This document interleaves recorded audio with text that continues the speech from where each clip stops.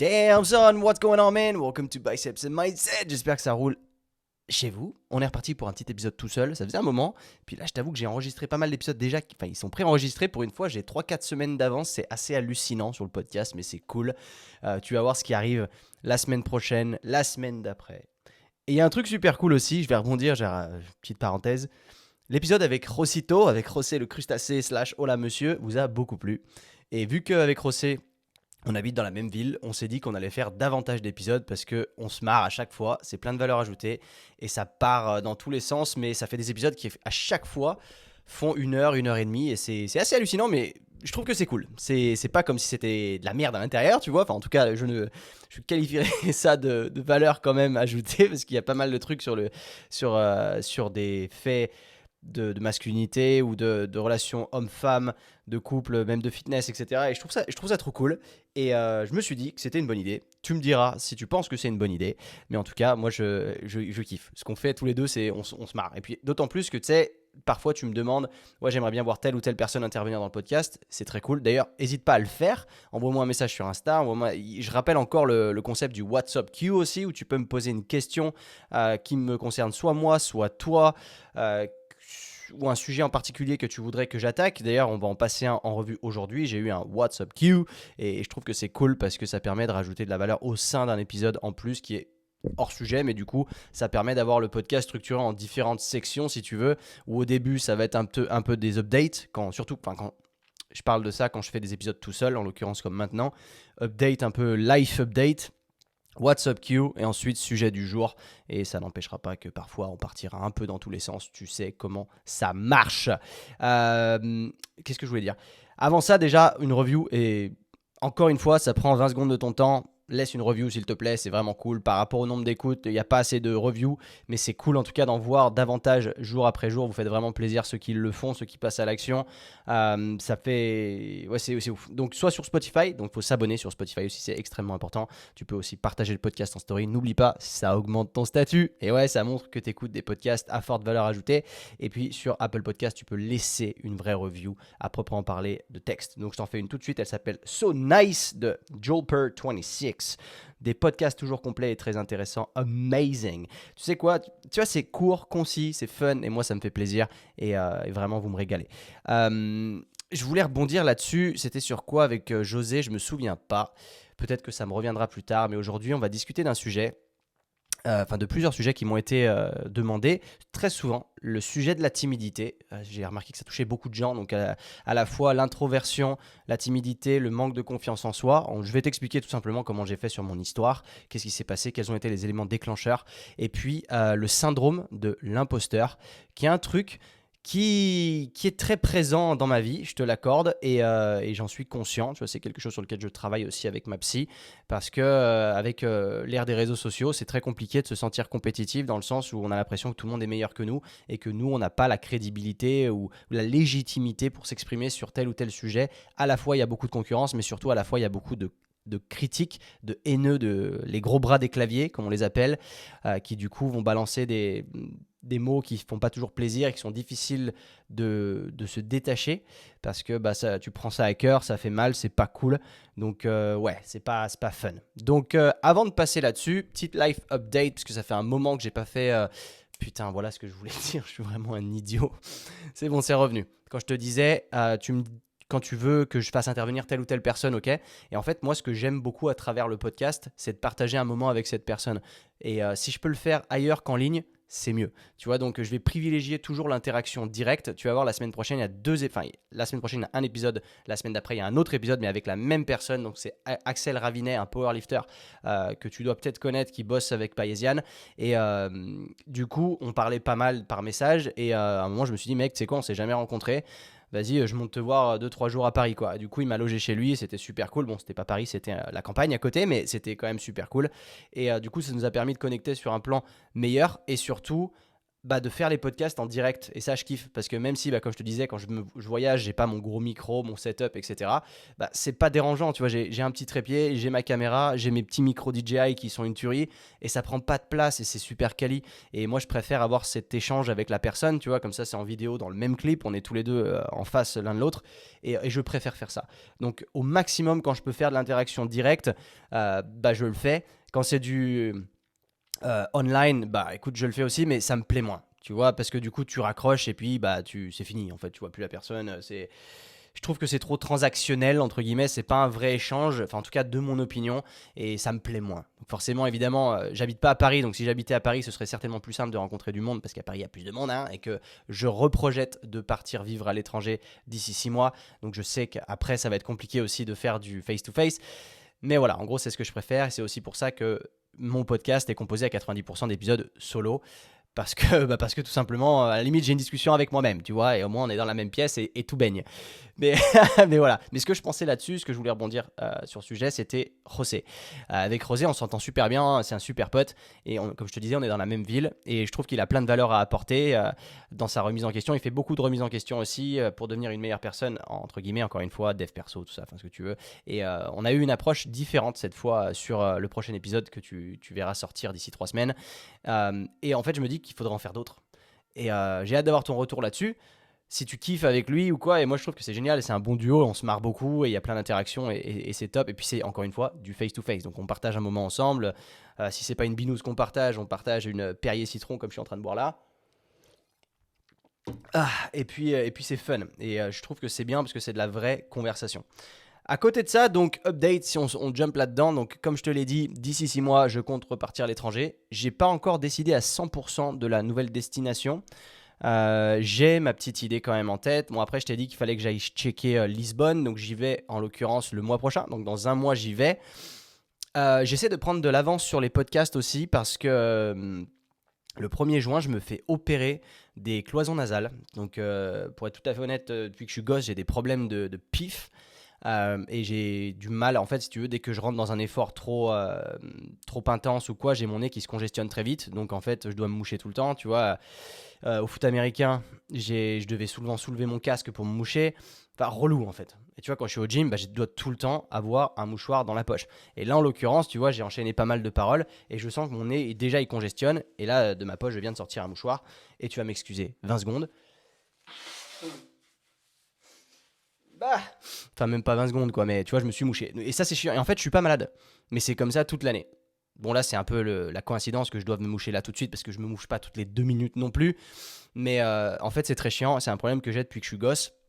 Et je me suis fait opérer des végétations quand j'avais 8-9 ans. Je me suis fait opérer de la cloison nasale quand j'en avais 19.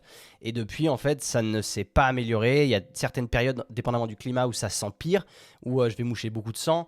Et c'est une galère, tu vois. Donc, j'ai consulté des ORL, machin. Et ils m'ont dit qu'il fallait refaire une opération de la cloison nasale. Ça n'avait pas été assez bien fait la première fois. Il faut aussi faire une réduction des cornets. Il faut me péter le nez. Enfin, c'est une galère. Ça va être, ça va être sympathique. Et en fait, je me fais opérer le 1er juin. Et le truc, c'est que derrière, je sais que j'ai une semaine d'attelle sur le pif.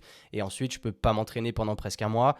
Donc, je me vois mal faire du podcast avec le machin sur le nez. Après, je sais pas comment ça va se passer. Tu vois, je veux juste être sûr d'avoir des podcasts à poster au moins et pas dire désolé les gars, je prends un mois de break parce que j'ai une opération et j'ai pas envie d'utiliser ça comme une excuse. Et je viens de me rendre compte que j'ai fait une énorme connerie, c'est que j'ai pas vidé ma carte mémoire avant de commencer ce podcast. Donc, il va falloir que je fasse un mini break au milieu parce que la carte mémoire est pleine en fait, tout simplement. Donc, je vais le faire tout de suite avant d'oublier. Voilà, parfait, on est reparti. Quand j'ai vu 20 minutes écrit sur l'écran, j'ai fait Ah tu sais comment ça va se passer, ça va être la marde. Donc, au lieu de se stresser et d'être au milieu d'un point, voilà, j'ai coupé tout de suite. Là, moi, j'ai 1h50 maintenant parce que, en fait, j'avais oublié d'enlever l'épisode avec José hier qu'on a tourné et qui fait 1h30. Donc, voilà.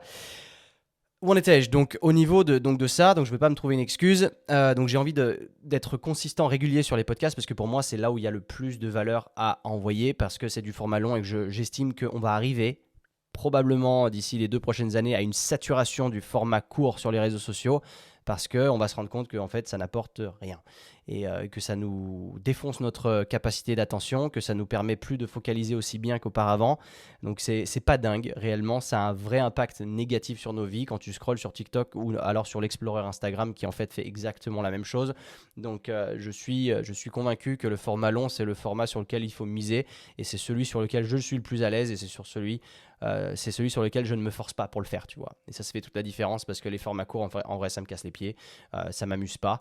Je sais qu'il faut le faire un peu pour intriguer un peu les gens, pour les emmener sur le format long après, parce que forcément quelqu'un qui ne me connaît pas aura plus de mal à jumper sur un format long directement avec moi, à me donner ma chance, tu vois. Admettons que tu me connais pas, tu tombes sur mon podcast, tu vois les épisodes, ils font 45 minutes, 60 minutes. Est-ce que tu vas vraiment cliquer sur le gars, tu vois? Donc tu as moins de chance, alors que si tu la pattes, entre guillemets, avec un petit reel de 30 secondes sur un podcast, il va peut-être se dire, ah ouais, bah c'est bon, ça a l'air cool, je vais peut-être aller voir ce qu'il fait. Je pense que tu comprends, c'est du marketing. Après, je suis une bite en marketing, pour être tout à fait honnête. Mais donc voilà. Ensuite, what else? Donc je vais partir à l'étranger d'ici 6 mois. La destination, elle n'est pas certaine. J'ai ma petite idée quand même. Je suis en train de m'organiser au niveau taf pour voir comment est-ce que ça va m'affecter, comment est-ce que je peux faire. Tu sais que je calcule correctement mes rentrées d'argent parce que forcément, quand tu es entrepreneur, bah, tu te démerdes tout seul. Et du coup, quand tu prévois de te barrer à l'étranger, il faut que tu sois sûr que derrière, tu vas être en mesure de ne pas merder. Parce que là, aujourd'hui, tu vois, je suis à Chambé en France. Mon loyer est pas cher. Mais là où je vais aller, le loyer, c'est le double. Donc, l'appart sera beaucoup mieux, mais c'est le double. Donc, c'est toute une question de budgétisation, tu vois. Après, ça va le faire. Ça va le faire, mais en tout cas, c'est ça. Récemment, en termes d'entraînement, tu vois, j'ai pas été très régulier. Cependant, ma sèche se porte bien. Tu vois, mine de rien, je sèche petit à petit avec un très faible déficit calorique, ce qui fait que ça n'impacte pas ma capacité à récupérer, ni mon sommeil. Je suis très stressé en ce moment. Bon, ça c'est chiant parce que c'est très souvent en fait et c'est limite chronique. Ça fait bien longtemps en fait depuis que je suis dans l'entrepreneuriat que je suis stressé. C'est pas ouf, mais it is what it is. Tu vois, c'est à moi de travailler là-dessus. Mais derrière ça, tu vois, quand tu es régulier sur ta programmation d'entraînement, déjà, tu mets des chances de ton côté, tu es cool, tu t'entraînes pas à l'instinct, tu sais ce que tu fais, tu sais pourquoi tu le fais. Et là, ça baigne. Donc, en termes d'entraînement, c'est bien, mes performances commencent à revenir, ça fait plaisir. Bon, évidemment, j'ai pris 2 semaines où j'étais plus ou moins off parce que je suis parti une semaine sur un moto trip. Donc, avec mes 2 frères, on est parti en moto. Donc, on est descendu dans le sud de la France, on a longé toute la côte d'Azur, on est passé en Italie, on est remonté Milan, Turin et on est rentré après à Chambéry. On a fait un trip énorme de à peu près 2000 km, pardon, 2 heures, 2000 km, pas loin. Et c'était cool, c'était vraiment très cool, mais comme tu peux t'en douter, mon entraînement, il n'a pas été ouf, ma diète n'a pas été ouf non plus sur le voyage, parce que c'est un peu, je me suis pas organisé, et j'avais pas spécialement envie de le faire non plus, donc j'ai pu m'entraîner 2 fois. Je préférais, limite, tu vois, quand je pars comme ça, je préfère mettre de l'attention sur l'entraînement que sur la diète. Évidemment, les deux sont complémentaires, mais tu sais, quand tu es en Italie, tu as envie de bouffer des pizzas. Et je peux te dire, à Milan, j'ai bouffé une des meilleures pizzas de toute ma vie. J'ai goûté le meloncello. Je ne sais pas si tu connais, mais c'est un truc de ouf. C'est du limoncello au melon, en fait. Et c'est fait à base de melon. Donc, c'est juste incroyable. Donc, j'en ai acheté une bouteille. Et c'est dingue. Mais du coup, j'ai fait mes 2 séances d'entraînement. Après, tu dors moins. Tu es fatigué parce que sur la moto, mine de rien, en vrai, tu brûles énormément de calories. Tu vois, je ne m'attendais pas à ça. Comme tu le sais, j'ai mon Whoop à mon poignet. Et ce truc, en fait, traque ton niveau d'activité. Et il m'avait détecté une activité pendant que je faisais de la moto, parce qu'on faisait à peu près 3 heures de moto par jour. Et ça me dit activité détectée, tu vois, sur 3 heures. Tu mets ce que tu veux. Forcément, il n'y a pas moto trip, donc il y avait motocross. J'ai mis motocross. Et derrière, ça me met 1100 calories brûlées, tu vois, dans l'espace de 3 heures, en fait, parce que forcément, quand tu conduis une voiture, à la fois tu brûles des calories dans le sens où tu focalises beaucoup sur la route. Ça brûle, mine de rien, ton cerveau, il mange. Mais en moto, tu as ça, plus le fait de manœuvrer la machine. Parce qu'en voiture, c'est la voiture qui te trimballe, la moto, c'est quand même toi qui la contrôle. C'est différent, tu vois. C'est ton poids qui fait que tu as le fait de pencher, de tout ça. Et non pas que je me penche de ouf que je suis pas un MotoGP, tu vois, j'ai une Harley, donc ça pense pas de ouf. Mais en fait, ça brûle énormément de calories. Et je me demandais tout le temps pourquoi j'étais lessivé à la fin de chaque road trip, enfin chaque journée en fait de conduite. Et en fait, c'est aussi simple que ça, quoi. Donc voilà. What's up Q? What's up Q? Donc le What's up Q de cette semaine, alors il n'y en a pas forcément toutes les semaines parce que j'ai l'impression que je communique pas assez là-dessus et je le communique pas assez bien. Donc ce que je vais faire, c'est que je vais mettre en place dans mon Linktree, donc tu peux taper en bas de ma bio, je vais mettre un lien où tu pourras en fait poser ta question dedans, sans limite de caractère, mettre ce que tu veux, et du coup je pourrais moi rassembler ces données-là, et puis derrière les traiter pendant les podcasts. Parce qu'en fait, quand je le demande comme ça, des fois, vous m'envoyez un message sur Insta, des fois, je le vois passer, des fois, je le vois pas passer, des fois, j'oublie de le mettre de côté ou quoi, et en fait, j'en loupe. Donc, tant qu'à faire, si je mets une boîte à questions quelque part, je pense que ce sera plus fiable, et si vous voulez un peu d'aide de ma part, eh ben, ce sera plus simple d'accès. Je pense, oui. Et pareil pour tout ce qui est après demande de coaching ou autre, là, vous pouvez me joindre dans la bio Insta aussi, c'est pareil. Je mets tous les détails là-bas dedans. Vous pouvez prendre un appel avec moi, c'est gratuit. Donc pour checker un peu votre situation et ce que vous voulez faire et voir si moi je peux vous emmener là où vous voulez aller ou pas. Et là, il y a plein d'updates qui arrivent sur le Hybrid Training Club. Je suis un peu sous l'eau en ce moment parce que je veux vraiment proposer. Tu vois, je fais un peu ce qu'il faudrait pas faire. Je fais un peu les choses à l'envers. C'est que moi, je m'occupe d'abord du contenu, de mon produit, du truc, avant de penser au marketing. Je pense que le marketing est plus important, mais je veux proposer un truc de ouf en fait qui se fait pas vraiment sur le marché français. Avoir ma propre application, avoir tout ce que je veux avec l'aspect communautaire, avec le branding derrière, le merch. Je suis en train de créer mais tellement de merch en plus. Là, c'est vraiment les designs, je les ai eu aujourd'hui, les designs finaux. Mec, ça va être incroyable. Ça va être incroyable et d'autant plus que comme j'en parlais. Donc avant, comme je disais, donc je liquide toujours tout ce que j'ai sur le merch actuel, tout ce que j'ai en stock, si tu veux, à moins 40%. Teamhybrids.fr, si tu veux aller checker, c'est tout à moins 40. Et le but, c'est de liquider parce que forcément, comme je le disais, je vais repartir vivre à l'étranger. Et derrière, je ne peux pas me trimballer du stock. Et pourquoi je dis que je refais du merch, je le refais, mais cette fois, j'ai pas de stock. En fait, je travaille avec des fabricants à qui je fournis mes designs, à qui je choisis des modèles. Et derrière, quand tu passes commande, c'est le fabricant qui te fait ton modèle et qui te l'envoie. Et c'est beaucoup, beaucoup plus facile pour tout le monde. Donc, ça me permet de ne pas garder de stock et au moins de ne pas me retrouver dans la merde avec des gros cartons pour rien. Parce que forcément, quand tu fais fabriquer du stock, les minimums de quantité, ils sont balèzes, mine de rien. Et moi, j'ai pas une audience de 50 millions de personnes. Et du coup, quand tu fais ton TMOQ, donc Minimum Order Quantity, il t'en reste pas mal sur les bras. Tu vois, donc je suis reconnaissant. Si tu veux prendre un truc sur le site Team Hybrid, c'est à moins 40%. Et en tous les cas, à chaque fois qu'il y a une commande, je mets des trucs en plus gratos parce que moi, ça me débarrasse. Donc, moi, je m'en fous de marger là-dessus. Le but, c'était surtout de communiquer mon message et d'être en mesure de représenter derrière la Team Hybrids. Ça montre que tu t'entraînes bien, et que tu sais comment tu t'entraînes et que tu sais pourquoi tu le fais et que tu as envie de devenir une meilleure personne. Voilà, c'était la parenthèse pub shameless plug, comme on dit dans le jargon. Commençons par le commencement. Donc le WhatsApp Q d'aujourd'hui. Alors, celui-là, comment réussir à garder la motivation d'aller au gym quand tu ne vas pas bien dans ta vie? Le mec me dit, c'est pas une question très fun, mais ça parlera sans doute à plusieurs auditeurs parce qu'on a tous des périodes où ça va pas et on n'a plus le courage de faire les choses qui pourtant nous font du bien. Et c'est carrément pertinent comme question d'ailleurs, parce que ça m'arrive très souvent aussi cette histoire. Et on est des êtres humains, on n'est pas des robots. Et le truc, c'est que on a tous des jours avec et des jours sans.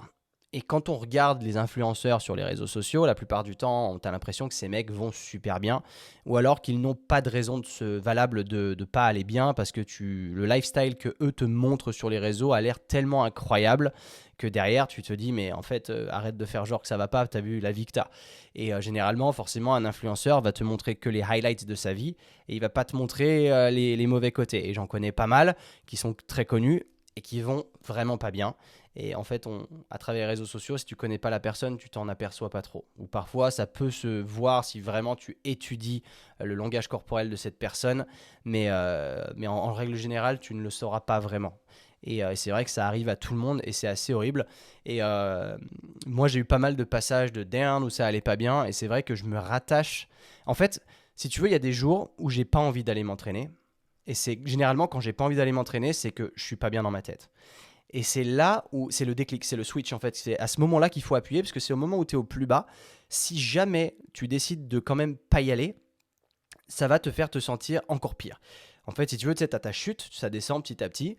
Et là, tu as le point en ligne droite. C'est genre, j'essaie de te faire si tu vois la vidéo, c'est plus détaillé et démonstratif parce que j'illustre avec mes doigts. Et donc, tu vois, on va dire que tu as ton niveau de happiness. Là, ça descend. Et d'un coup, tu te poses la question si tu dois aller au gym ou pas.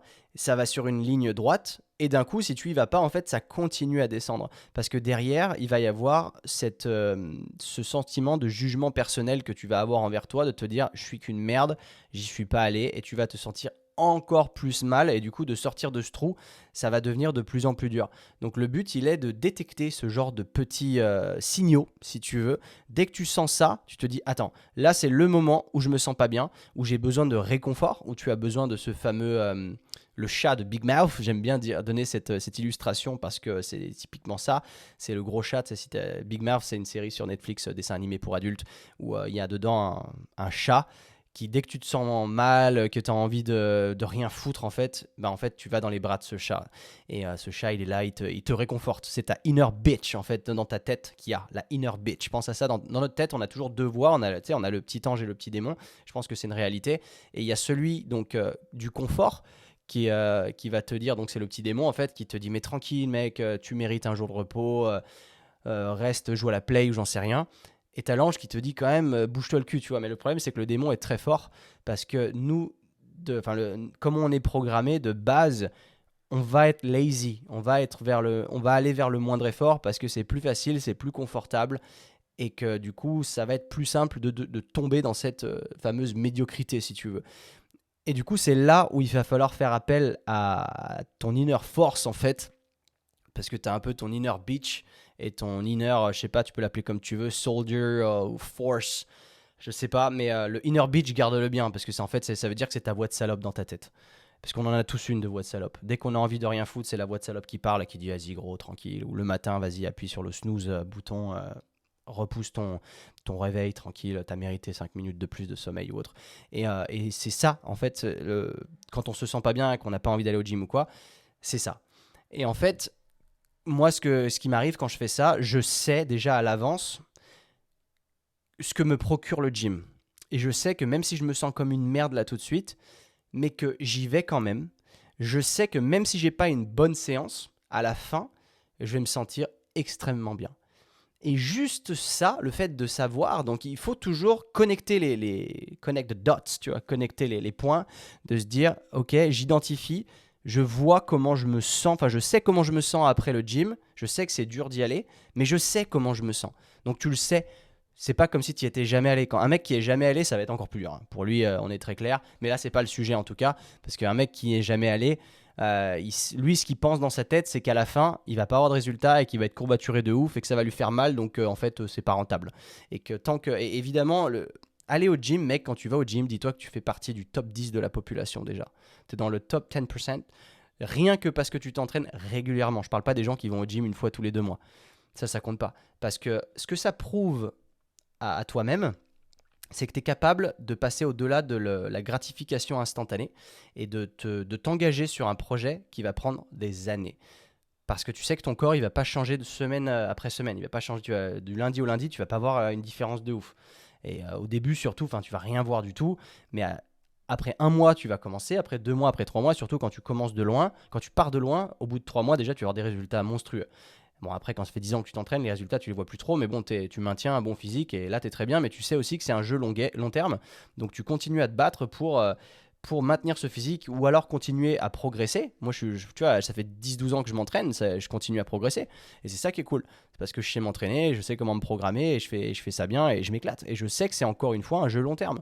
C'est que si je veux à 40 ans avoir un physique de malade ou même à 50 ans avoir un physique de malade, il faut put in the work maintenant. C'est ça le truc important. Et les gens se disent pas ça. Eux, ils veulent des résultats tout de suite. Et du coup, tu tombes dans cette gratification instantanée de se dire, en fait, fais chier, ça marche pas sur moi. Tu sais, j'en ai connu des mecs qui me disaient ça. Ouais, je me suis entraîné grave assidûment, mais ça marche pas sur moi. Donc j'arrête. Enfin, t'es sérieux quand tu me dis ça? Ça marche pas sur toi à l'entraînement? Depuis quand ça marche pas sur toi? T'as une génétique où tu prends pas de muscle du tout? Ou comment ça se passe? Et alors que là, dans le sujet principal qui est demandé aujourd'hui, c'est. Je vais prendre en compte que tu t'entraînes régulièrement, mais que des fois tu te sens pas bien et que tu n'as pas envie d'y aller. Et c'est légitime, et dis-toi bien que ça arrive même aux meilleurs. Je dis pas que je fais partie des meilleurs, mais en tout cas ça m'arrive à moi, et parfois j'ai pas envie, ou je me sens pas bien, j'ai eu une mauvaise nouvelle, ou je me sens un peu barbouillé, ou je sais pas, parce que là en plus je te dis ça, je me suis tapé, je sais pas si j'ai une mini gastro ou j'en sais rien, mais mais que j'ai le beat qui m'éclate, j'ai mal au ventre et tout, c'est chiant. Mais c'est pas grave, tu vois, je me suis dit, je vais faire un podcast, je continue, et c'est ma trend, et c'est du projet long terme, encore une fois, on est sur de la gratification longue. Et c'est pareil, je vais aller m'entraîner cet après-midi. Ok.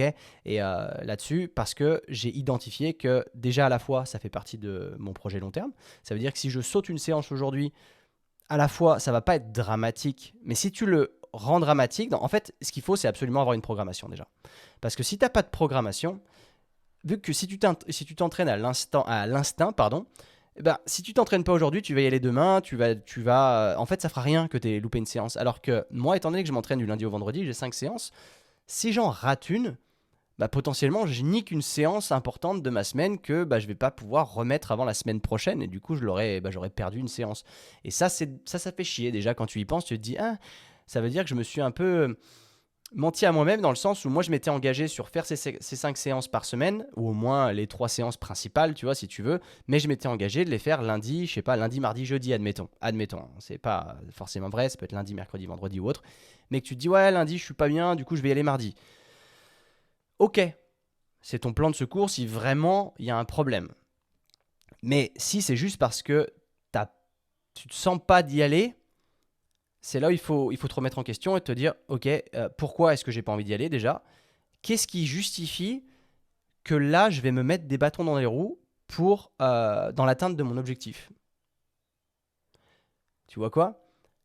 Pourquoi tu décides de te mettre des bâtons dans les roues? En fait, tu te dis que tu es en train de t'auto-circuiter et de te faire quelque chose qui n'est pas bon pour toi. Et à partir du moment où tu fais quelque chose qui n'est pas bon pour toi, quelque part, tu t'enlèves des points en termes de réputation avec toi-même, en termes de respect que tu as avec toi-même et d'engagement que tu as avec toi-même. Parce que dans le but d'être dans une philosophie d'amour inconditionnel pour soi-même, plus tu fais ce genre de choses, plus tu t'enlèves des points en fait et que tu te prouves à toi-même que tu ne t'aimes pas tant que ça. Et c'est vrai que moi, quand j'ai commencé à implémenter tout ça, ça a été bouleversant dans ma vie parce que rien que le fait le matin de ne pas repousser mon réveil, déjà, c'est la première victoire. La deuxième, elle est de prendre ma douche froide tous les matins. Ça me fait kiffer et ça changera pas. Et maintenant, en fait, c'est le premier truc vraiment inconfortable que tu fais dans la journée. Et après, moi, je trouve que ça dicte le ton, ça set the tone, tu vois, pour la journée. Et ça fonctionne très bien. Et derrière, en fait, bah, il y a aussi ça, tu vois, ça peut être aussi un bonus, dans le sens où tu te sens pas bien, t'as pas envie d'aller au gym, mais si le matin même, t'as pris une douche glacée, je peux te dire que vu que t'es sorti déjà de ta zone de confort de ouf, il y a des chances que t'aies plus envie d'aller au gym parce que ce sera moins inconfortable que la douche froide. Si le gym, c'est le truc le plus inconfortable que tu fais dans ta journée, et en soi, ça, c'est légitime, bah, c'est forcément le truc où tu vas te poser le plus de questions de pourquoi tu veux y aller ou pas, parce que ta inner bitch, elle va continuellement être là. Elle va te dire, ah, tu sais que c'est dur quand même, hein, c'est le truc le plus chaud. Aujourd'hui, t'en as déjà chié mentalement, ça va pas trop. Laisse tomber, vas-y demain, quoi. Et sauf que si tu te laisses à écouter cette personne dans ta tête, tu vas trouver que c'est ok de faire sauter une séance. Et si c'est ok de faire sauter une séance, c'est peut-être ok d'en faire sauter deux, et c'est peut-être ok d'en faire sauter une semaine, tu vois. Et ça, c'est l'accumulation. C'est limite, c'est exponentiel en fait. Au plus c'est ok, au plus tu t'autorises des trucs, au plus tu vas t'autoriser de trucs parce que bah, petit à petit, la barrière, elle est repoussée. Et ça marche partout. Ça marche aussi dans la diète.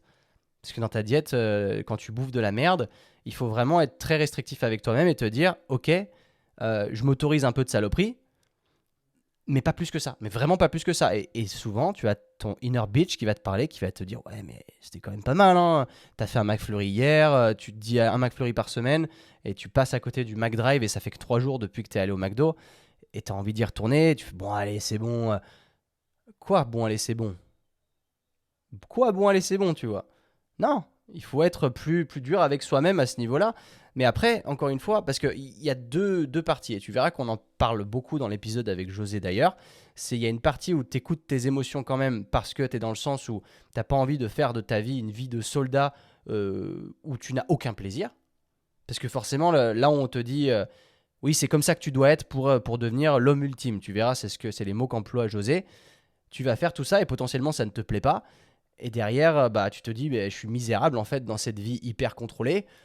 Donc je vais m'autoriser des trucs et c'est ce qu'il faut faire. Mais après, cependant, si tu écoutes tes émotions de trop, donc les émotions à savoir c'est ta inner bitch, bah derrière tu pourras pas te plaindre que tu n'auras pas atteint les objectifs que tu t'étais fixés au départ.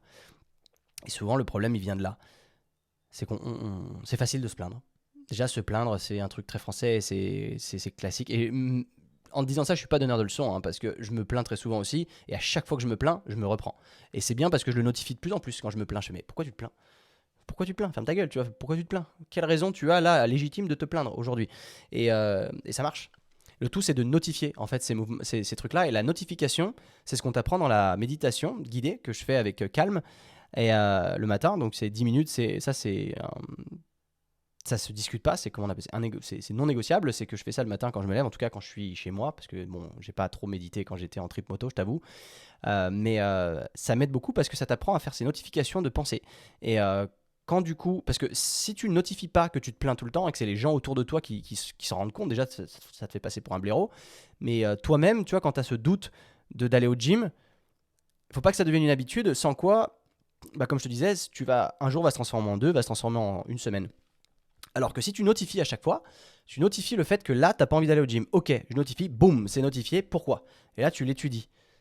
Mais après, tu te dis aussi pourquoi est-ce que je remets ça en question, mais derrière, qu'est-ce que j'ai à gagner à ne pas aller au gym? Donc pas grand-chose, certes, mais du coup, qu'est-ce que j'ai à gagner à y aller? Et c'est là où tu te remémores tous tes objectifs, tu sais que tu as une structure d'entraînement et que bah, comme ça, tu ne te fais pas défaut et tu remets une brique à l'édifice de je veux atteindre cet objectif, je me suis engagé sur transformer mon corps, je veux un lifestyle long terme. Donc du coup, en faisant ça, je rajoute une brique. Faut te dire ça en fait. C'est que chaque jour, chaque effort que tu mets dans la direction de l'accomplissement de tes objectifs, tu rajoutes une brique. Chaque jour que tu ne fais pas, tu ne rajoutes pas de brique et potentiellement t'en enlèves une. Et c'est ça où il faut se rendre compte, c'est que... Et en vrai, c'est bien parce qu'au plus tu illustres tes propos, au plus c'est facile de rester motivé, entre guillemets. Comme je te disais, il y a la motivation, la discipline, il y a tout ça, évidemment. On va te dire, la réponse courte et simple aurait pu être de te dire, bah instaure-toi une discipline et t'as pas le choix. Sauf que oui, t'as pas le choix, c'est gentil, mais on a toujours ce conflit interne qui est omniprésent de comprendre pourquoi on fait ça ou on fait pas ça et pourquoi on a envie de faire ça et pourquoi on n'a pas envie de faire ça. Mais il y a des choses qui sont bonnes pour nous et qui sont pas innées ou c'est dur, tu vois, d'aller au gym, mec. C'est pour ça que je te dis, tu fais partie de 10% des meilleurs de la planète parce que si c'était facile, tout le monde le ferait. Souviens-toi de ça, si c'était facile, tout le monde le ferait. Et tu sortirais plus du lot parce que tu vas au gym, parce que tout le monde irait au gym. Dis-toi déjà que tu fais partie des meilleurs. Alors que du coup, quand tu décides de ne pas y aller parce que tu te sens pas bien, bah t'enlèves une brique à l'édifice et tu vas dans la médiocrité, ça c'est sûr. Bon après, j'ai pas envie d'être trop agressif. Le but c'est pas de te faire te sentir comme une merde, évidemment. C'est de te faire comprendre tout le processus de pensée que tu peux avoir derrière, tous les outils en fait que je te mets à disposition, que tu peux utiliser dans le but de ne pas te démotiver en fait. Prendre un coach, déjà, c'est aussi une source externe que tu peux mettre en place qui va faire que bah, tu n'as pas le choix en fait. Enfin, tu as un coach, donc c'est ton outil de accountability, tu vois, de responsabilité. Tu sais que tu as pris un coach, tu le payes tous les mois, tu es responsable, tu y vas. Et moi, je sais que j'ai plein de membres dans le Hybrid Training Club, bah, ça marche comme ça pour eux aussi. Ils savent, tu vois, ils ont besoin qu'on soit derrière eux, ils savent qu'ils ont... En fait, c'est moi, je suis le petit démon, enfin pas le petit démon justement, mais je suis au-dessus de toi en fait et je circule autour de toi, tu vois, et je suis là, je te surveille. Et du coup, bah, tout de suite, tu te dis, ah, en fait, même si ma inner bitch, elle me dit de pas y aller, il y a quand même Quentin qui est là, et lui, il me dit d'y aller. Donc, je vais peut-être y aller, en fait, parce qu'il me rappelle tous les bons côtés de la chose, de pourquoi est-ce que je devrais y aller, qu'est-ce que ça va faire pour me servir au final, et pas me desservir.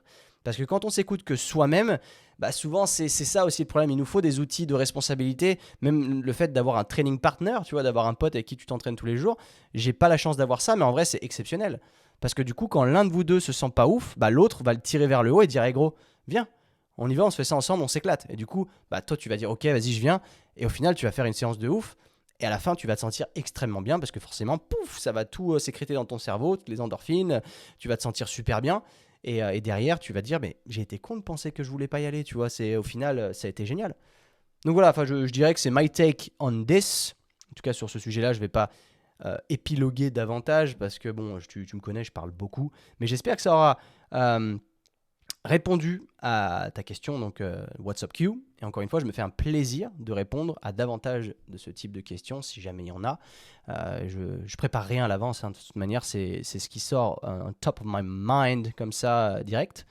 Mais voilà. Ensuite, donc les sujets que j'avais dit qu'on aborderait, étant donné que le temps passe vite et que ça fait déjà plus d'une demi-heure que je parle, je vais en parler. En tout cas, la timidité, je vais vraiment aller dedans. Le syndrome de l'imposteur, c'est un truc qui va demander plusieurs épisodes. Alors, pas forcément tout seul, mais des trucs sur lesquels je pense que je vais en parler avec d'autres gens parce que c'est un sujet qui demande à être creusé. Moi, je vais te donner les bases, les recherches que j'ai fait, etc. Surtout l'aspect psychologique qui rentre en jeu parce que j'en parle avec ma psy, etc. Et je trouve que c'est intéressant. La timidité, je vais simplement te raconter une histoire de comment est-ce que je suis passé de l'un à l'autre, d'être extrêmement timide à plus du tout. Pas du jour au lendemain, non. Mais il y a eu un petit processus. Tu connais un petit peu mon histoire. Déjà, j'ai perdu mon père quand j'avais 13 ans. Donc, quand tu n'as plus cette image, cette figure paternelle derrière toi, bah, c'est difficile du coup de s'identifier à quelqu'un à qui tu veux ressembler. Parce que tu es un peu livré à toi-même, tu es tout seul. Donc, généralement, il y a deux cas de figure. Il y en a un, soit bah, du coup, ta mère va te over-couconner, en fait. Elle va vraiment remplacer cette personne et du coup, bah, tu vas t'identifier à des traits de caractère féminins après, malheureusement, parce que ça peut arriver aussi. Ou alors, tu vas chercher une source complètement externe, c'est ce que j'ai fait, à travers tout en fait. À travers tout, parce que quand j'étais gosse, il n'y avait même pas les réseaux sociaux ou quoi, à peine il y avait Internet, donc je ne sais même plus comment je faisais à cette époque-là, mais tu vois, je prenais exemple sur mes coachs, par exemple, mes entraîneurs de foot à l'époque quand je faisais du foot, après du hockey, enfin voilà, plein de trucs comme ça. Et après, il y a eu Internet, après tu t'identifies à des youtubeurs, à des coachs, des gars qui sont balèzes, enfin voilà. Et c'est ce qui s'est passé pour moi. Et en fait, au début, donc j'étais donc extrêmement timide. Par contre, il y a des choses qui sont livrées à controverse, des choses que je ne comprends même pas moi aujourd'hui. En fait, je pense que j'étais pas destiné à être timide au départ. Je pense qu'on m'a coupé les ailes à l'école. Et ça, c'est assez ouf. Et ça a eu un impact extrêmement négatif sur le reste de ma préadolescence. Et c'est dommage. C'est qu'au début, de ce que j'ai compris, des souvenirs que j'en ai, j'étais extrêmement extraverti à l'école. Parce qu'en fait, au début, donc j'ai changé d'école très rapidement, très petit. J'ai changé d'école quand j'avais 2 ans et demi, non 3 ans et demi. En gros, je suis arrivé en petite section, mais d'une autre école. Donc, je suis arrivé à la moitié de l'année, si tu veux. Donc, tu arrives déjà, tu as 3 ans et demi, on te présente à toute la classe. Déjà, tu te caches derrière les genoux de la maîtresse parce que tu as 25 mecs et filles qui te regardent. Ah, bonjour, bienvenue à Quentin, machin, il va nous rejoindre cette année, il arrive d'une autre école. Donc déjà là c'est dur. Donc déjà tu es extrêmement timide, tu vois, c'est voilà. Après évidemment, j'ai pas tous les souvenirs de ma petite enfance, mais je vais te donner des trucs dont je me souviens et je sais qu'à cette période, donc entre 3, 6, 7 ans, j'étais très charismatique, mais je sais pas pourquoi. Et en fait, je pense que j'avais toujours mon modèle paternel sur qui je m'inspirais beaucoup et que mon père, il était cool, tu vois, c'était vraiment un mec cool. Il m'emmenait à l'école en moto, du coup forcément, t'attires l'œil, il y a une moto qui arrive devant l'école, tout le monde tourne la tête, il y a Quentin qui descend, allez. Donc en fait, j'avais pas peur, j'étais pas spécialement timide à cette époque-là, j'ouvrais beaucoup ma gueule, j'étais leader / peut-être même dictateur, je ne sais pas exactement, mais j'étais dans cette partie-là. J'étais tout petit en plus, mais j'étais plein de leadership et je ne sais pas l'expliquer. Mais il y a eu plusieurs moments qui m'ont sabré. Il y a eu un moment où les profs ont voulu me couper l'herbe sous le pied et je me suis fait vite remettre à ma place, si tu veux. Je sortais du lot à travers ma manière de m'exprimer. Mais malgré ça, on me disait remets-toi à ta place, en gros, tais-toi et rejoins les rangs, si tu veux. Et ça, je trouve que c'est très dommage, mais c'est une démonstration typique de la société actuelle où on ne veut pas que les gens sortent des rangs, on ne veut pas que les gens sortent du lot, on veut que tu restes à ta place. Et on ne te donne pas l'opportunité, au contraire, de t'exprimer et de sortir de ce lot-là. Et c'est ça qui m'attriste énormément parce que c'est une réalité. Il y a eu ça et je me suis fait couper les herbes sur le pied. À chaque fois que j'ouvrais ma gueule, c'était non, tais-toi, boum, boum, boum, boum. Même il y a eu une action, tu vas halluciner. On était Putain, c'était quoi ? On allait sur une foire un jour et on allait découvrir des métiers, des machins, tout ça. Et moi, je parlais beaucoup, tu vois, toujours. Et en fait, le mec, ça l'emmerdait, tu vois, qui nous faisait sa présentation, je sais plus pourquoi, mais en fait, je parlais beaucoup, mais je l'écoutais quand même. Tu vois, enfin, j'étais pas là à faire le pitre, à foutre le bordel. Cependant, je sais, moi ça m'a fait, je suis toujours choqué à l'heure d'aujourd'hui, c'est que personne ne m'a cru. C'est qu'en fait, le mec a menti sur moi, ou alors il a cru entendre quelque chose. Et moi, je parlais avec quelqu'un, il me disait arrête. Et en fait, je pensais que il me disait d'arrêter de parler, tu vois. Et du coup, je me taisais, je disais rien. Puis après, dès qu'un pote me parlait, je lui répondais juste. Et le mec me disait mais arrête. Et il me disait bon, maintenant ça suffit, tu vas au coin, machin. Et je disais mais attends, j'ai fait quoi ? Et je comprenais pas. Et du coup, bah, moi, j'y vais, tu vois. Donc, déjà, ça te recale. Encore une fois, on te nique ta possibilité de t'exprimer. On te met une muselière et on t'envoie te punir. Et en vrai, c'est ça. Quand tu y penses, putain, mais l'éducation nationale, enfin, en tout cas, à cette époque-là, je sais pas si ça a évolué ou quoi, mais quelle merde. Quelle merde, parce que moi, ce que ça m'a fait à ce petit bonhomme qui était destiné à être un leader extraverti, pas timide, ça lui a foutu une muselière. Et pendant plus d'une dizaine d'années, il a gardé sa muselière, tu vois. À cause de ça, ça a été la base. Et en fait, la fin de cette histoire, c'est que donc ils ont fini la présentation sans moi, et moi je comprenais pas. Donc à la fin, il y a un parent accompagnant qui vient me voir et qui me dit bah écoute, viens t'excuser auprès du mec. Et je comprenais toujours pas pourquoi est-ce que je devais m'excuser. Et du coup, je me pointe devant lui et je dis pardon. Et en fait, je savais pas pourquoi. Et je pensais que c'était parce que je parlais trop. Mais je pensais que c'était ça, tu vois. Et après, je rentre plus tard, on rentre à l'école et la prof me convoque à la fin. La maîtresse, elle me dit écoute, Quentin, j'ai eu vent que tu as été puni. Il paraît que t'arrêtais pas de dire que t'en avais rien à foutre de la présentation. Tu disais j'en ai rien à foutre, j'en ai rien à foutre, j'en ai rien à foutre. Et déjà, je connaissais même pas ces termes-là. Donc clairement, ça venait pas de ma bouche. Et là, je savais pas quoi dire. En fait, je lui dis, ben, j'ai jamais dit ça. Enfin, ou je lui ai dit, je me souviens pas avoir dit ça. Et elle me disait, mais essaye de te souvenir, essaye de te souvenir. En fait, j'ai eu l'impression qu'elle essayait de me forcer à implémenter des faux souvenirs pour que ce qu'elle pensait soit vrai. Que j'ai dit, j'en ai rien à foutre, tout ça, et j'ai jamais dit ça. J'ai jamais dit ça. Et même à l'heure actuelle, je peux t'assurer que j'ai jamais dit ça. Et il y a un pote à moi qui passe à côté et qui dit, mais madame, enfin maîtresse, il a rien fait. J'étais à côté de lui tout le temps, il a rien fait. Et après, elle lui a dit, ouais, non, mais c'est bon, tu peux partir. Il s'appelait Jean-Baptiste d'ailleurs. Tu peux partir, Jean-Baptiste, machin, je parle avec Quentin. Et j'avais le soutien de mes potes, parce que j'étais un petit leader, tu vois. Mais par contre, les adultes me défonçaient. Et de ce jour, je me souviens que ça m'a éclaté, en fait. Muselière, direct, en gros, ferme ta gueule, maintenant tu dis plus rien. Parce que même quand tu parles, à la fois on va te dire de te taire, mais au-delà de ça, on va inventer des propos sur toi, tu vois. Et ça m'a fait halluciner. Je me suis dit, mais en fait, et en fait, ça a été compliqué, parce qu'à cet âge-là, bah, je sais pas quel âge j'avais peut-être 8 9 ans. Et donc j'ai continué à avancer dans cet esprit de muselière, si tu veux. Donc c'était pas dingue. En plus, j'étais pas grand. Moi, j'ai grandi très tard. Donc au début, il n'y a pas trop de différence, malgré que je me fasse un peu enquiquiner par les mecs un peu plus balèzes, si tu veux. Mais je gardais quand même mon image de petit leader, mine de rien, tu vois. Et après, il y a eu le collège. Donc tu rentres en sixième, forcément, bah, tout change. Et bah, on m'a habitué à fermer ma gueule. Et déjà, tu arrives au collège et tu es hyper impressionné. Tu vois, il y a les grands là, tout de suite, tu passes de CM2 où tu es le plus grand de ta classe, enfin, le plus grand de l'école, si tu veux, pas de ta classe, mais. Et tu arrives en sixième où tu es le plus petit. Et c'est là où bah, ça a été bien pire pour moi, parce que forcément, là, on me faisait me fermer ma gueule très très vite. Mais là, ça a été radical. Là, mon année de sixième, je me souviens, je ne l'ai pas très très bien vécu, parce qu'il y avait justement j'essayais de m'exprimer, de toujours être dans cette énergie de vouloir être un petit leader, de vouloir montrer tout ça. Et je me suis beaucoup, beaucoup de fois faire mettre à ma place par des profs, par des plus grands, tu vois, cinquième, quatrième, troisième, qui forcément te prennent de haut. Putain, j'arrive jamais à trouver le mot de bully. C'est B-O-L-L-Y. C'est un mec qui t'emmerde en fait. Pas qui te pique, enfin le mec qui te pique ton goûter. Ça m'est jamais arrivé, tu vois, qu'on me pique mon goûter, mais ça m'est arrivé de me faire emmerder plein de fois, tu vois. Et parce que j'étais tout petit et que c'était dur. Donc t'évolues, quatrième, enfin sixième, cinquième. Cinquième, ça commence à aller un peu mieux. Et en fait, ce qui se passe, c'est entre ma cinquième et ma quatrième, pendant l'été, mon père décède. Donc là, forcément, tous les petits progrès qu'on avait fait, bah, c'est retour casse-départ, tu vois. Et du coup, ma quatrième, horrible. Ma troisième, horrible, évidemment, comme tu peux t'en douter. En plus de ça, bah, il y a les préadolescents qui commencent à grandir. Moi, je grandissais pas. J'étais perdu, j'étais coincé dans ma petite bulle. Et j'étais tout petit. Tu vois, même si aujourd'hui, tu vois, je fais 1m78, c'est pas petit, mais c'est pas grand non plus. Mais à l'époque, j'ai mis très longtemps à grandir, tu vois.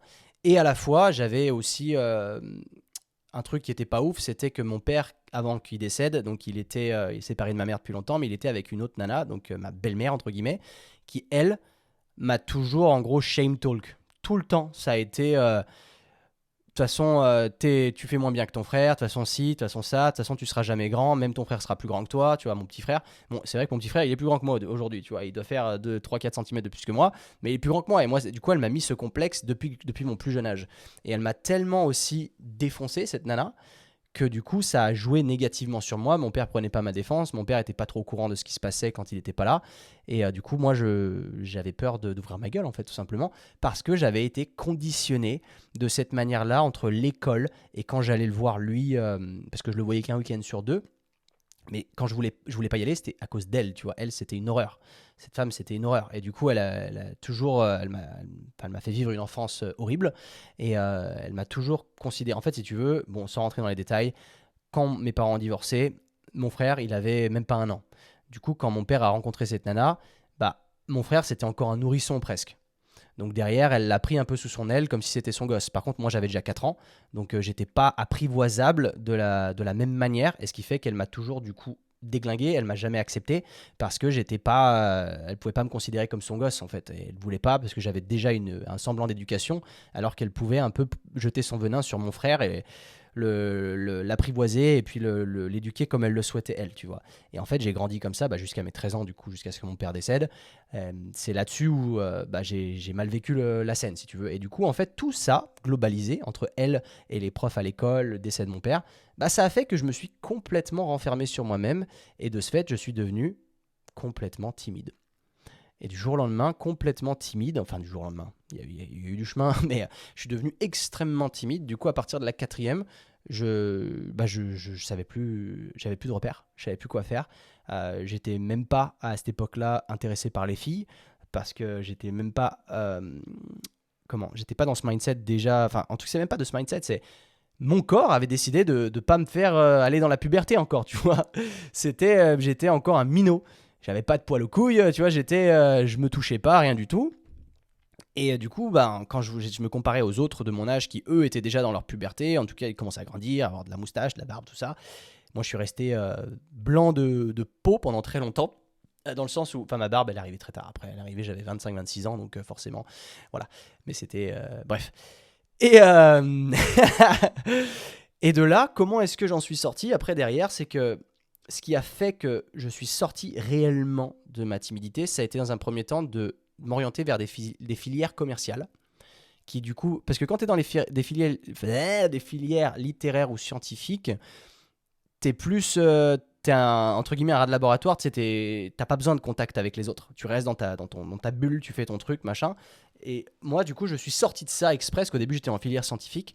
Et je suis sorti de ça, je suis allé dans le commerce. Je connaissais rien au commerce. Même ma mère me disait, oh, t'es sûr que tu veux aller là-dedans, c'est pas trop ton truc. Et au final, mec, ça m'a apporté beaucoup parce que ça a commencé à me laisser m'exprimer.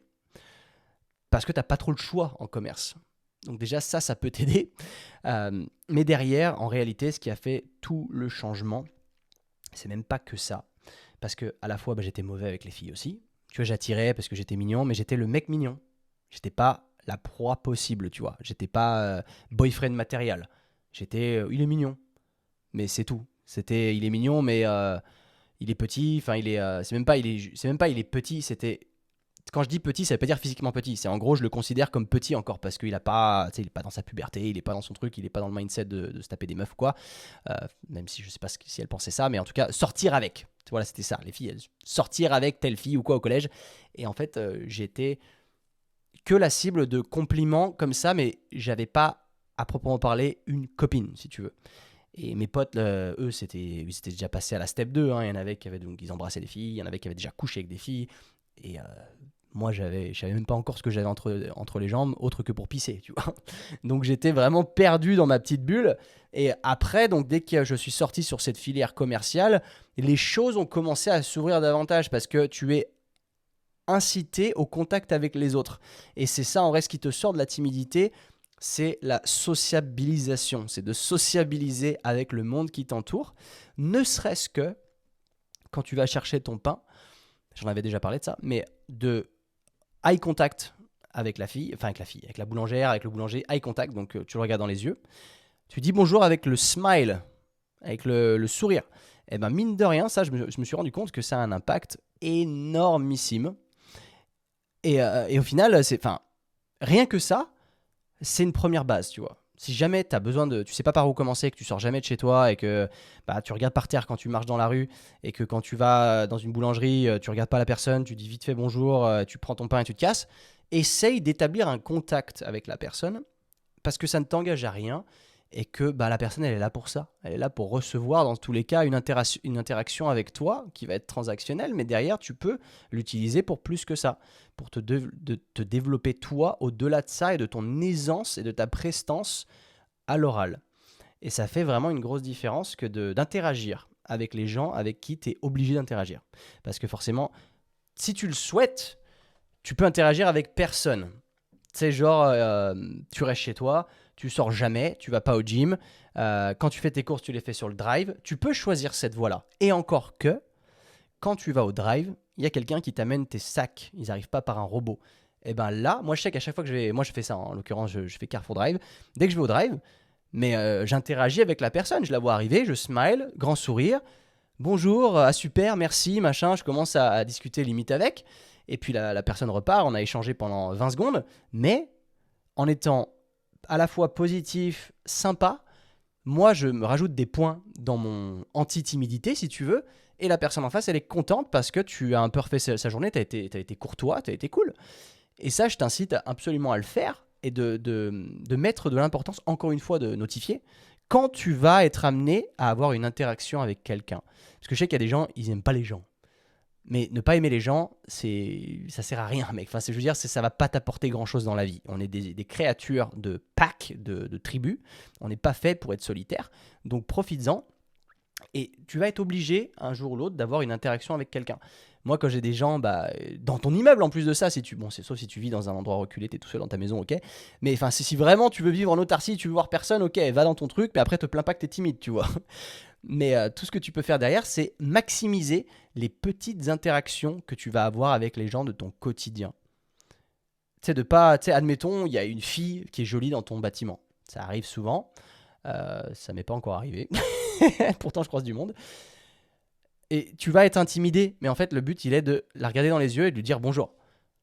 Et moi, souvent, je casse la barrière comme ça quand je croise des gens dans l'ascenseur. Déjà, je leur demande à quel étage ils vont ou autre. Ou s'ils vont au même étage que moi, tu vois, admettons, je rentre dans l'ascenseur, je vois que c'est écrit 4, parce que c'est mon étage.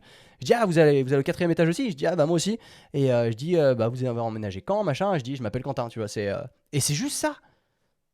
C'est juste ça. C'est bidon, mais du coup, ça casse cette barrière.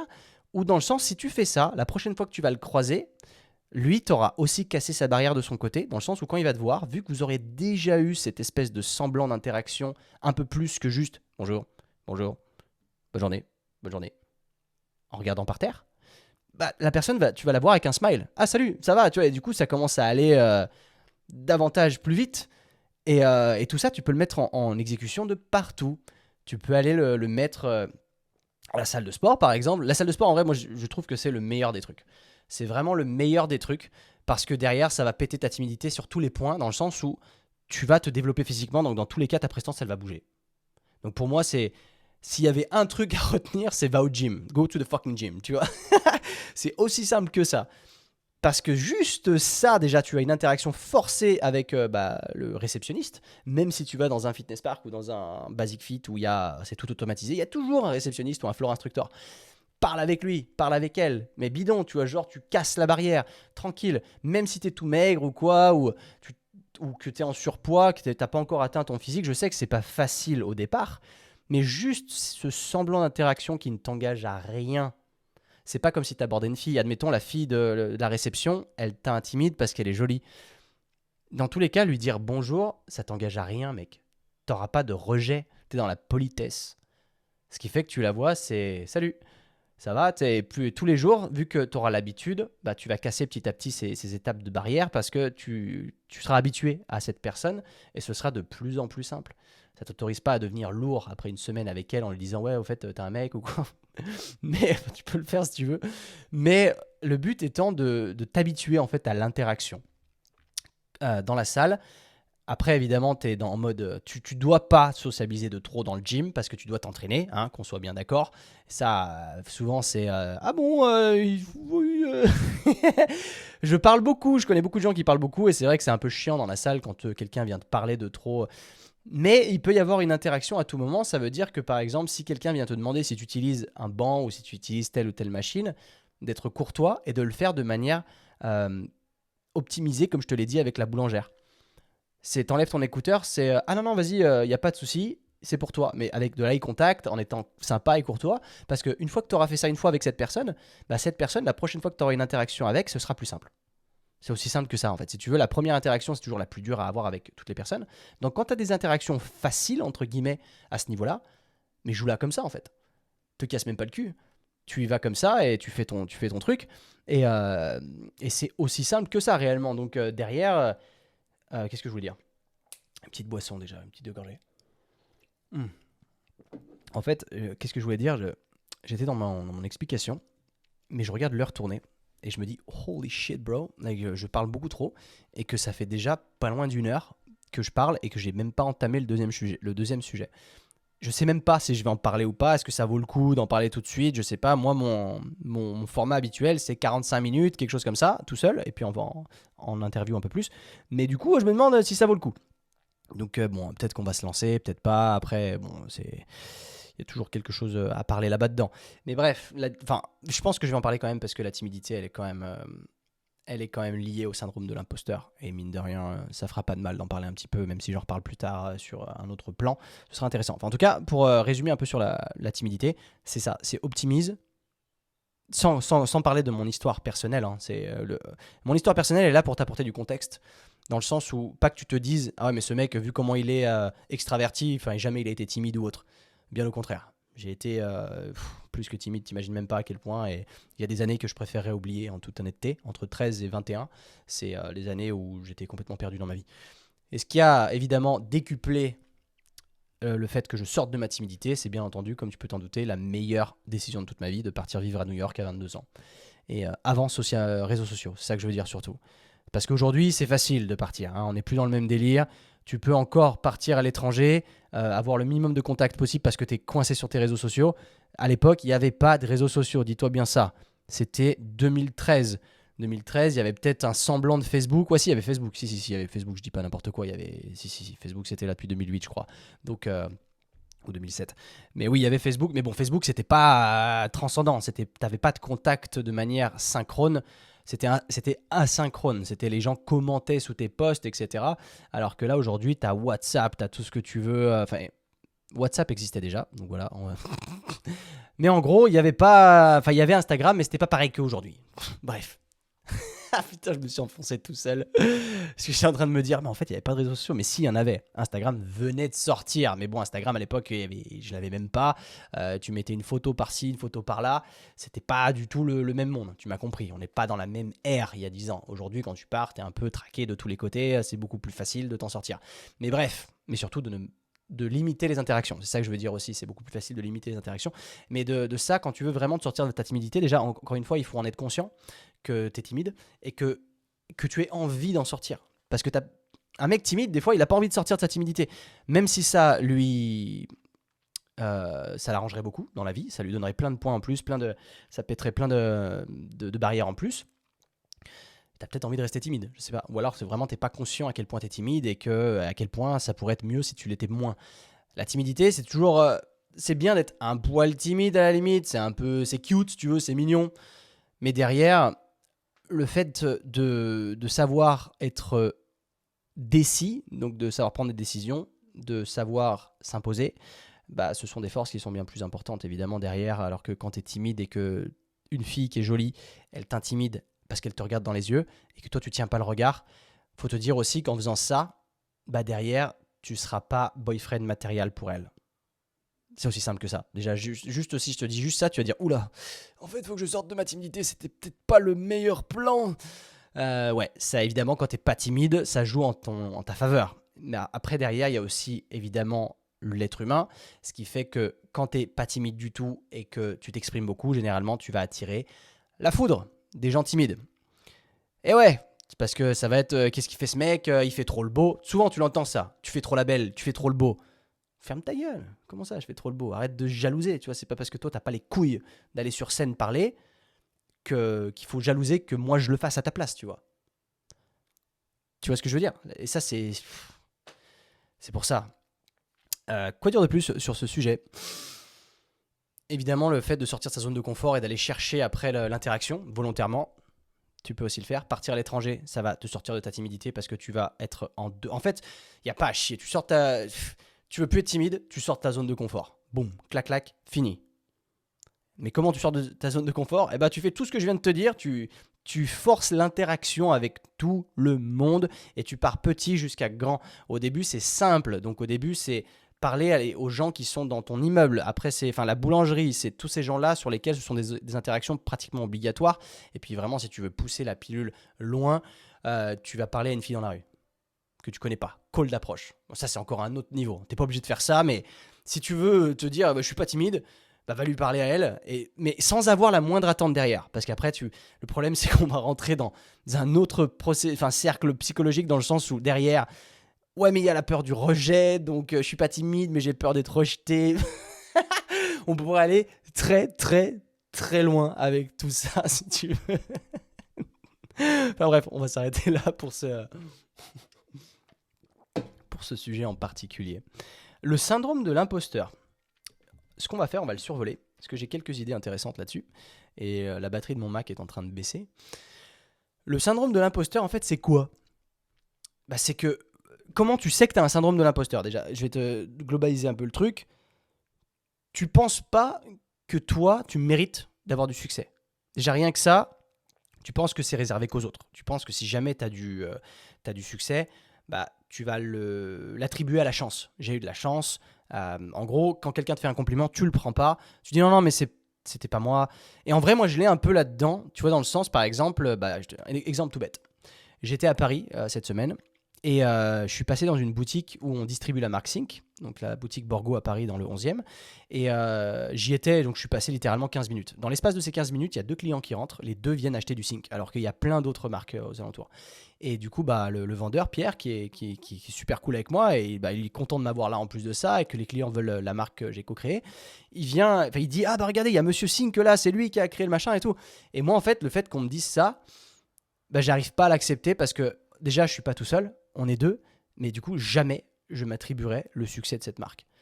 En fait, jamais, jamais, jamais, parce que je sais que, évidemment, j'y ai participé depuis 6 ans, mais je veux dire que là, tout le temps, quand on me dit quelque chose comme ça, à la fois, je dis merci, mais je dis, je ne prends pas tout le crédit, on est 2 à avoir créé cette marque. Tout le temps, tout le temps, tout le temps.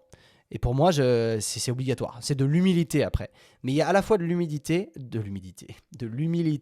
et à la fois du syndrome de l'imposteur, dans le sens où, en fait, tu sais, j'ai été là par chance. Il y a ça, c'est difficile de reconnaître ses forces. Et ça, je te l'avoue que moi, j'y suis confronté beaucoup. Et pareil, encore une fois, c'est des symptômes que j'ai notés là-dessus qui sont intéressants. En fait, le but, c'est de...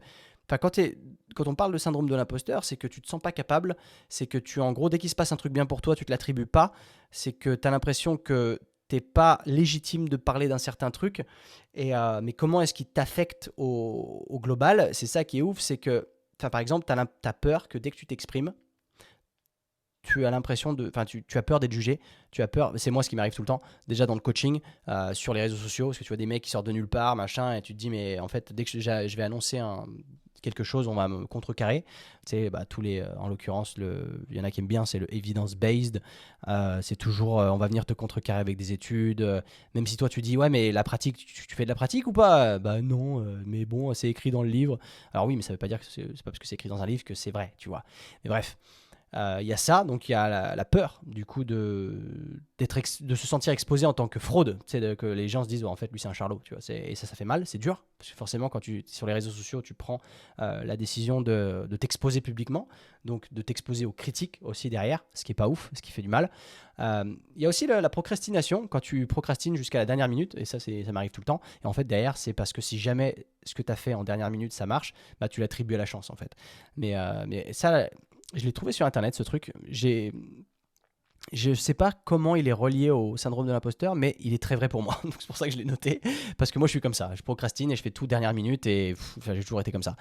T'as peur d'échouer. Et derrière, et ça c'est plus que vrai. Plus que vrai, en tout cas pour moi, c'est un truc de ouf. C'est derrière d'avoir la honte ou d'être embarrassé quand tu rates quelque chose. Et moi, ça m'a impacté dans mes relations amoureuses, d'ailleurs, ça.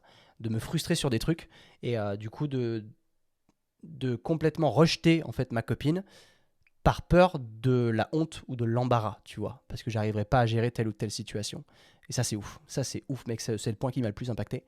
Derrière, t'as besoin d'être le meilleur, c'est vrai, pas dans le sens où tu te dis je suis le meilleur, c'est pas ça, c'est plutôt en gros si je fais les choses c'est pour je suis trop perfectionniste, genre je veux vraiment Comment, putain, merde.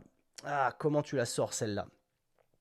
Dans le sens où dès que tu vois quelqu'un qui réussit mieux que toi, ça te fait te sentir comme une merde en fait. C'est ouais, mais putain, comment je la retranscris celle-là? You need to be the best. Parce que la suivante, c'est en gros, t'es constamment en train de comparer le succès des autres. Enfin, tu compares ton succès aux autres et à celui des autres. Et ça, c'est aussi très très vrai. Comme bah là, j'en parle, tu verras dans l'épisode avec José, encore une fois. C'est que des fois, tu tombes sur des mecs, tu sais pas d'où ils sortent. Ils ont 10 ans de moins que toi et ils gagnent 10 fois plus que toi. Et tu fais, mais comment ça se fait, tu vois, et ça se fait mal, mine de rien, parce que cette comparaison constante sur les réseaux sociaux, elle pousse encore plus au syndrome de l'imposteur, parce qu'il y a trop de comparaison, il y a trop d'éléments de comparaison, et du coup, tu te sens comme une merde, parce que tu vois qu'il y a beaucoup de gens mieux que toi. Et ça, c'est dur. Et c'est ce que j'ai remarqué. Les réseaux sociaux ont des avantages, mais ont beaucoup aussi d'inconvénients et fracturent la santé mentale de beaucoup de gens à travers ce genre de syndrome qui sort de nulle part parce qu'il y a une comparaison, une concurrence monstre sur ces réseaux sociaux et que tu te compares au top 0,0001% qui pourtant, mis bout à bout, après 8 milliards de personnes, même si c'est 0,0001, ça représente déjà beaucoup de gens. Et c'est là où tu te dis, mais en fait, putain, je suis qu'une merde, alors qu'en final, t'es potentiellement mieux que 99,9 des gens. Et c'est ça qu'il faut réussir à mettre en perspective parce que c'est pas facile. Et ouais. Donc ça, si jamais tu te sens concerné par l'un de ces points, et c'est que tu as potentiellement un petit syndrome de l'imposteur. Et derrière, c'est expliqué en gros pour l'identifier, de se poser les bonnes questions. Donc ça, c'est de la psycho et c'est super intéressant. J'en avais parlé avec ma psy. Mais en gros, c'est de mettre en place déjà comment tu te sens face à cette situation-là. Comment tu te sens? Je suis... personnellement, je suis embarrassé, donc honteux, et enfin, j'ai la honte en fait. Je me sens pas crédible, je me sens pas légitime. Je me fais bâcher sur un truc, du coup, j'ai honte. Euh, Quel besoin, du coup, n'a pas été rencontré? C'est ce besoin d'être parfait dans toutes les situations. C'est vrai que moi, je me mets beaucoup de pression sur le fait d'être parfait, de me dire que je me dois d'être parfait, alors qu'au final, c'est débile. Je le sais, je suis conscient. Je devrais me dire que je suis assez. I'm enough, tu vois, je suis suffisant. Mais ça, c'est encore une fois, c'est des traumas du passé. C'est des ex qui te disent, ouais, c'est pas assez, machin. Ça va jouer sur toi. Donc toi, tu te mets une pression supplémentaire derrière, et derrière, tu te fais du mal. Et tu rentres du coup là-dedans. Et derrière, la question supplémentaire, c'est de quoi as-tu peur secrètement et pourquoi? Et c'est en gros, si je suis pas parfait, les gens autour de moi vont me quitter, quoi, vont se barrer parce que je suis pas assez bien, donc ils vont me remplacer, si tu veux. Et ça, c'est vrai, moi, dans mon entreprise, donc à Sync, quand je travaillais là-dedans, je travaille toujours dedans, mais je veux dire, c'est un peu différent à l'heure d'aujourd'hui, mais j'ai toujours eu cette peur de me faire remplacer, tu vois, alors que t'es là depuis le début et t'es légitime, mais voilà, tu te sens mal et c'est moche. Et pareil pour tes relations amoureuses, du coup, de te dire si je suis pas assez bien, la meuf va me quitter. Et du coup, vu que tu lui mets toi la pression, enfin tu ressens cette pression de je dois faire mieux, alors que la meuf elle t'aime tel que t'es. Moi j'avais l'impression qu'en gros on pouvait pas m'aimer. Tu vois, j'étais pas lovable, on pouvait pas, c'était difficile de m'aimer quoi du coup parce que j'étais pas assez bien.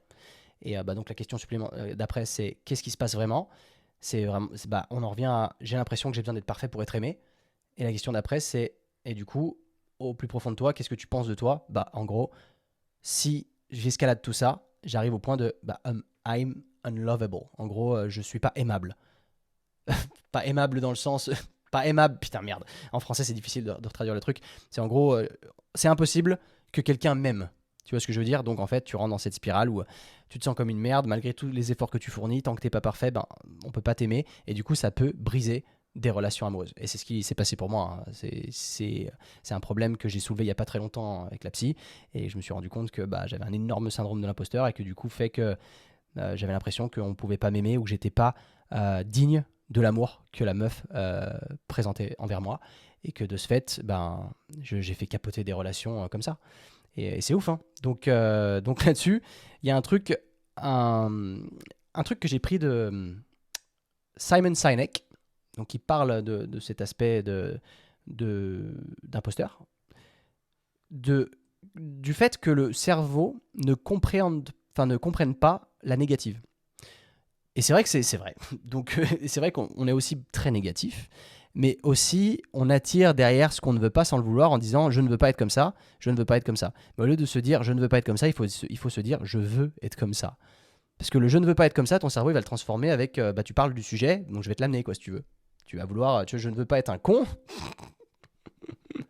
Du coup tu vas être un con. Enfin tu vois ce que je veux dire, c'est pas de cette manière dont il faut se parler à soi-même. Et j'ai trouvé ça très intéressant parce qu'il dit je vais vous prouver que le cerveau ne comprend pas la négative. Et je vais te dire en gros là maintenant, toi, pense à une énorme... qu'est-ce que je raconte ne pense pas à une énorme bite. Ah, t'as cru que j'allais dire éléphant rose. Hein. Ne pense pas à une énorme bite. Et là, dans ta tête, forcément, qu'est-ce qui se dessine? T'es en train de la voir se dresser. Donc voilà, tu comprends ce que je veux dire. Tout ce que tu vas dire à ton cerveau de ne pas faire, tu vas y penser quand même, en fait. C'est ça le problème. Donc il faut changer ce qu'on appelle son inner speech, donc son discours interne. Et du coup, au lieu de se dire que tu n'es pas... on ne peut pas t'aimer, c'est au contraire, ou je ne m'aime pas, genre, je sais pas où je vais pas avec ça en fait. C'est de réaffirmer, de combiner des affirmations positives tous les jours. Parce qu'au plus tu réaffirmes ces affirmations positives chaque jour, au plus elles deviennent vraies dans ta tête, au plus elles sont ancrées dans ta tête, tu vois. C'est ton...